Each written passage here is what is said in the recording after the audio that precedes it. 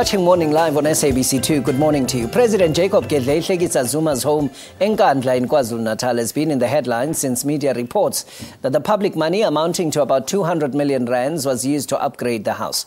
A couple of months ago, President Zuma told Parliament the house was not built by government, but by the Zuma family, and then starting an internal probe with the Public Works Department.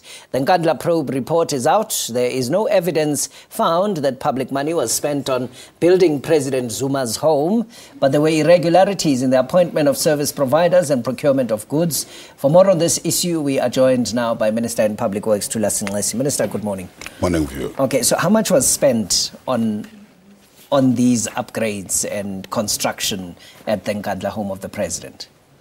Vuyo, according to our information and the figures we have, we're talking about the actual security upgrade in the President's residence. It's 71 million. And we are also talking about 135 million, which is the defense, the police, and other state securities. When you're talking about the President, remember, the President used to come with this fleet of people supporting the President.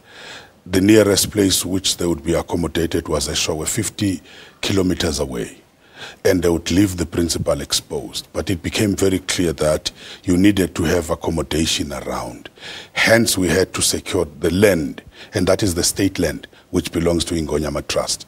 We had to secure the land outside the President's residence and build all this accommodation, which was for the defense personnel, for the subs personnel, because we have subs people there. And is that part of the 71 million or is it part of the 130 million? That's part of the 135 million. Okay. And we're talking about a clinic there. Those are the requirements of the Defence Force, because what we have implemented as Public Works, it's the security recommendations by the security cluster. And then, but what is also shocking is that consultancy fees, which were about 46 million. In fact, 48 million. Of the 206 million. Yes, and we're also talking about variation orders.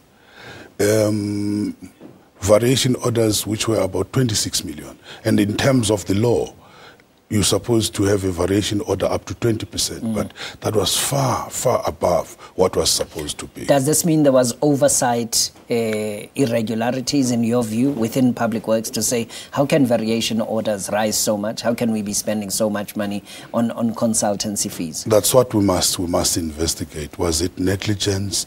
Was it deliberate? Was it collusion? But it's clear that there were no controls. No controls. Yes. Where? Within Public Works? Within the department, there were no controls. Okay. And we're not sure whether there was collusion with the companies. And the companies which were working there, the different projects, there were about 15 companies.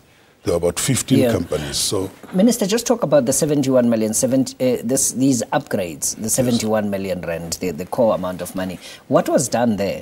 What was spent? What was the 71 million rand spent on? Let me just emphasize also, Vus, that when we started with the security upgrades implementation, the houses or the development of the houses for the President were almost complete. That project, the private project, had been started by the President and his family in 2008. Right. What we did, you remember, it has come into the public. I'm not comfortable to talk about those security measures. We've talked about the bunkers. We've talked about the bulletproofs. We've talked about the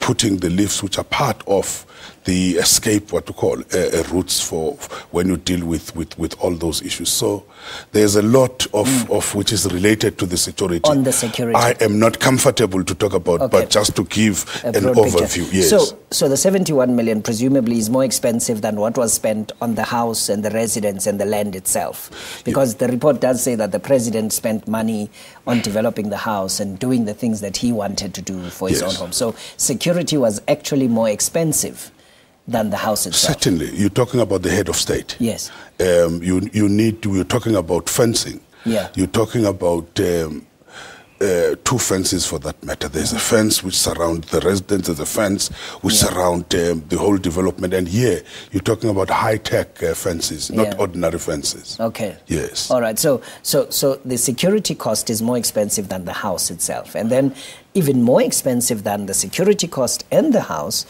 are the variations and all of consultancy fees. I cannot even be able to comment about the private house because we've done nothing there. But this is the figure which we have put.